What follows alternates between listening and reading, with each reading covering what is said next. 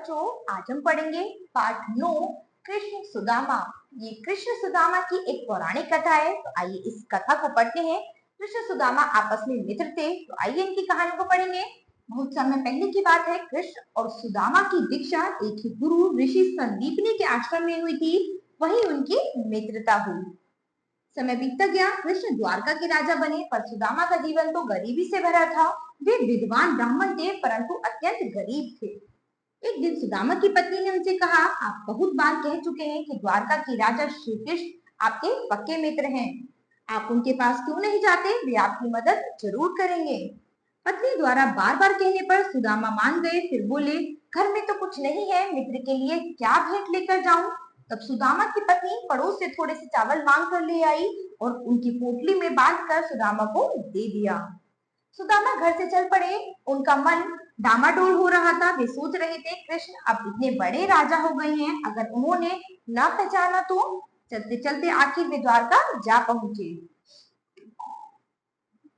आपको किससे मिलना है? द्वारपाल ने पूछा। सुदामा बोले, मेरा नाम सुदामा है, मैं अपने मित्र श्री कृष्ण से मिलने आया हूँ।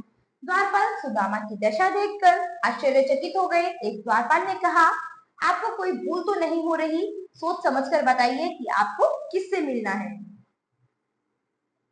तब सुदामा फिर से बोले, मुझसे कोई भूल नहीं हो रही है, मुझे अपने बचपन के सखा श्री कृष्ण से ही मिलना है। एक बार आप संदेश भिजवाइए, अगर वे नहीं पहचानेंगे तो मैं वापस लौट जाऊंगा। द्वारपाल के नियमानुसार सुदामा को वहां बिठाया और खुद महल में जाकर श्री कृष्ण से कहा, हे प्रभु, एक दीन दुर्बल ब्राह्मण द्वार पर खड़ा है, वह आपसे मिलना चाहता है। वह अपने आप को आपका बचपन का मित्र बता रहा है, उसका नाम सुदामा है। द्वारपाल के मुख से सुदामा नाम सुनते ही श्री कृष्ण सुध-बुध खोकर नंगे पैर ही द्वार की ओर दौड़ पड़े। उन्होंने सुदामा को बाहों में भर लिया। प्रभु की आंखें आंसुओं से भीग गई। वे सुदामा को आदर पूर्वक महल में ले आए। उन्होंने परात में पानी लेकर सुदामा के पैर धोए, फिर उन्हें भोजन करवाया, उन्हें पहनने के को अच्छे वस्त्र दिए, अपने साथ सिंहासन पर बैठाया। फिर दोनों बहुत देर तक गुरु के आश्रम की बचपन की बातें याद करके हंसते रहे।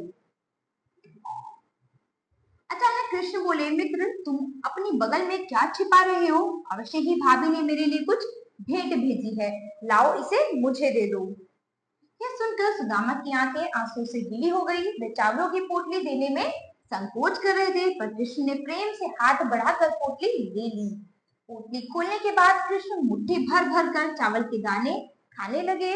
आहा, ऐसा ऐसे स्वादिष्ट चावल भाभी ने मेरे लिए भेजे हैं, और तुम हो कि इन्हें देने में संकोच कर रहे थे। मेरे मित्र, यह मेरे लिए अमूल्य भेंट है, श्री कृष्ण ने कहा।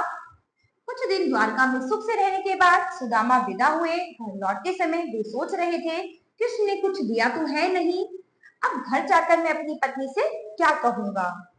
सुदामा जब वापस अपने घर पहुंचे तो वहां का दृश्य देखकर दंग रह गए।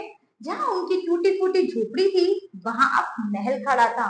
उनकी पत्नी स्वर्णाभूषणों से लदी हुई और सेविकाओं से घिरी हुई है। यह दृश्य देखकर सुदामा मन ही मन बोले, यह चमत्कार अवश्य कृष्ण ने ही किया है, उन्होंने मित्र का मान रख लिया। तो यहाँ पर सुदामा कृष्ण के मित्र थे, तो वो बहुत गरीब थे, लेकिन कृष्ण और सुदामा की दोस्ती उनकी गरीबी से नहीं, उनकी मित्रता से थी।